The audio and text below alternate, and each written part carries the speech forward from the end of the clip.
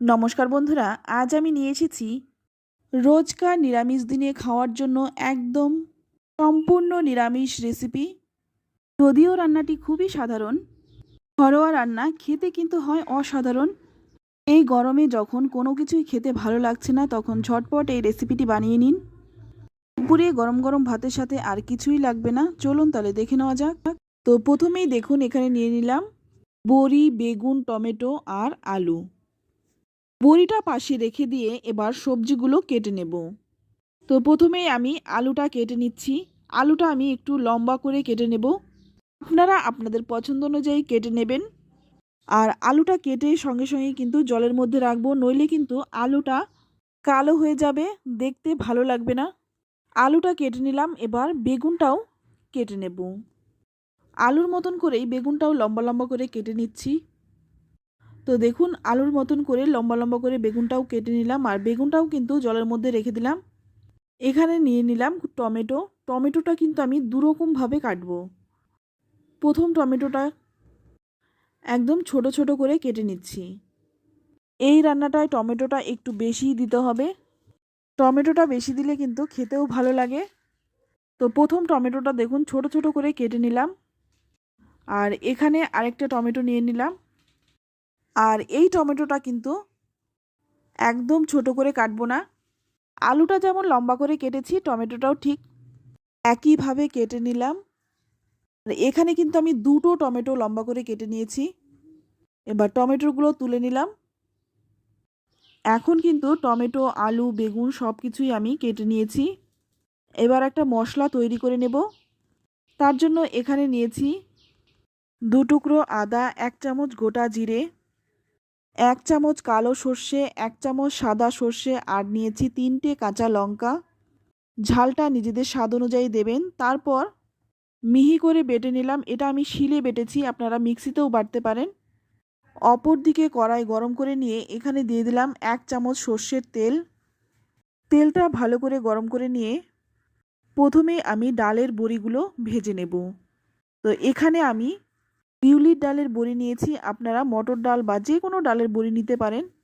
ডালের বড়িগুলো ভালো করে ভেজে নিচ্ছি।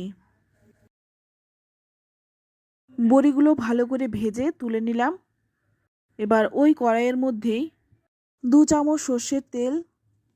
তেলটা গরম হয়ে গেলেই কেটে রাখা আলুগুলো ভেজে নেব।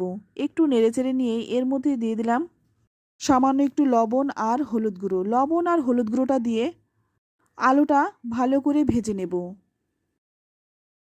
একটা ঢাকনা দিয়ে ঢেকে আলুগুলো ভাজবো, এতে করে আলুগুলো নরম হয়ে যাবে। ঢাকা চাপা দিয়ে দিয়ে আলুগুলো ভালো করে ভেজে নিলাম। এবার তুলে নিচ্ছি। আলুগুলো ভেজে তুলে নিলাম। এবার ওই তেলের মধ্যেই দিয়ে দিচ্ছি কেটে রাখা বেগুনগুলো। আর বেগুন ভাজার সময় কিন্তু কোনো রকম লবণ বা হলুদ দেব না। আলু ভাজার সময় লবণ আর হলুদ দিয়েছিলাম, সেই হলুদ আর লবণেই কিন্তু বেগুনটাও ভেজে নিলাম। বেগুনটাও কিন্তু দেখুন লাল করে ভেজে নিয়েছি। বেগুন কিন্তু অনেকটাই তেল টানে, তাই যতটা সম্ভব চেপে তেলটা বের করে তবেই কিন্তু বেগুনগুলো তুলে নিলাম। এবার ওই তেলের মধ্যেই ফোড়নে দিয়ে দিচ্ছি সামান্য একটু গোটা জিরে, একটা তেজপাতা ছিঁড়ে, আর 3টে শুকনো লঙ্কা। ফোড়নটা 20 থেকে 25 সেকেন্ড একটু ভেজে নিলাম। এবার যে আগে ছোট ছোট টুকরো করে টমেটোগুলো কেটে রেখেছিলাম সেটা তেলের মধ্যে দিয়ে দিলাম। এতে করে তরকারির কালারটা কিন্তু খুব সুন্দর হয়। কালারের জন্য কিন্তু অন্য কিছু দেওয়ার প্রয়োজন নেই। টমেটোটা কিন্তু খুব ভালো করে ভেজে নিলাম। এবার আমি এখানে বেটে রাখা মশলাটাও দিয়ে দিলাম। এই মশলাটার মধ্যে কিন্তু আমি কোনো রকমের ধনে গুঁড়ো বা বাটা কোনোটাই দিইনি। মশলার বাটিটা ধুয়ে সামান্য একটু জলও দিয়ে দিলাম। এই রান্নাটায় কিন্তু ধনে একদমই যায় না, তাই ধনে গুঁড়ো বা বাটা কোনোটাই দিলাম না। এবার খুব ভালো করে মিশিয়ে নিয়ে এর মধ্যে দিয়ে দিচ্ছি 1 চামচ হলুদ গুঁড়ো, আর দিয়ে দিচ্ছি স্বাদমতো লবণ।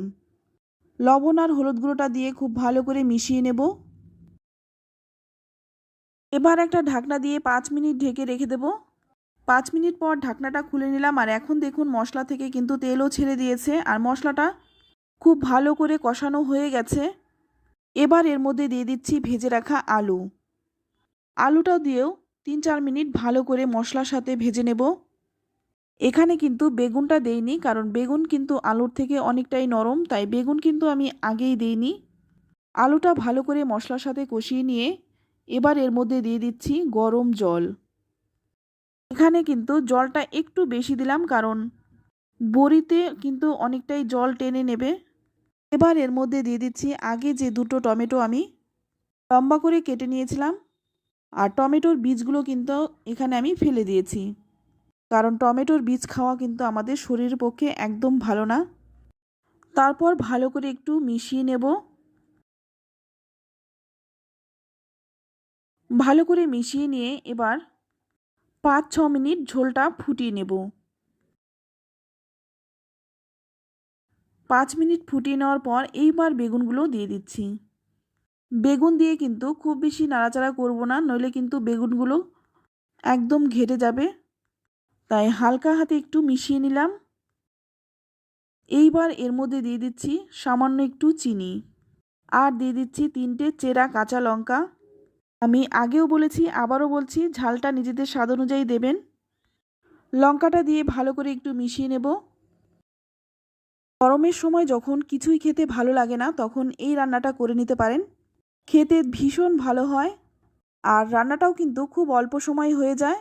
এইবার এর মধ্যে দিয়ে দিচ্ছি ভেজে রাখা ডালের বড়ি। বড়িটা দিয়ে খুব ভালো করে মিশিয়ে নেব। বড়িটা দিয়ে খুব ভালো করে মিশিয়ে নিয়ে এবার গ্যাসের আঁচটা একদম কমিয়ে ঢাকা দিয়ে আরও 5 মিনিট রান্নাটা করব। 5 মিনিট পর ঢাকনা খুলে নিলাম, আর এখন কিন্তু রান্নাটা প্রায় হয়ে এসছে। এই গরমে দুপুরের লাঞ্চে যদি মনে হয় কি দিয়ে ভাত খাবো, কিছুই খেতে ভালো লাগছে না, তাহলে এই রেসিপিটি বানিয়ে নিন। 1 মুঠো হলেও কিন্তু বেশি খাবেন।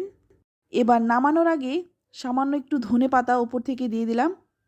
যেহেতু নিরামিষ রান্না, তাই ধনেপাতার গন্ধটা কিন্তু এই রান্নায় খুব ভালো লাগে। ধনেপাতাটা নেড়েচেড়ে মিশিয়ে নিয়ে নামিয়ে নিলাম। দেখুন দেখতে কতটা সুন্দর হয়েছে, খেতেও দুর্দান্ত হয়। যে কোনো নিরামিষ দিনে এই রান্নাটা করে নিন। আশা করছি সবাই কিন্তু আঙুল চেটে খাবে।